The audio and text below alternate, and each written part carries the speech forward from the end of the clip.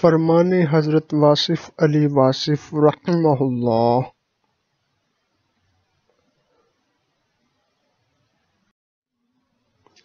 آپ فرماتے ہیں کسی کا سکون قلب برباد نہ کرو تو سکون قلب مل جائے گا۔ دوسروں کو خوش رکھا کرو تو سکون قلب مل جائے گا۔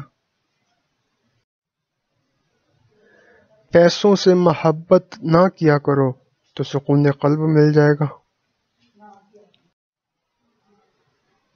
خواہشات کو ضد کی حد تک نہ اچھالا کرو تو سکون قلب مل جائے گا۔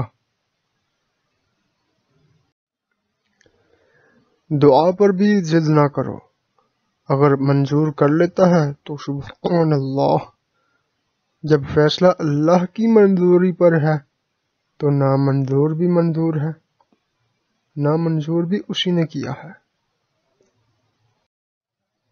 نامنظور خواہش کا اتنا احترام کرو جتنا منظور کا۔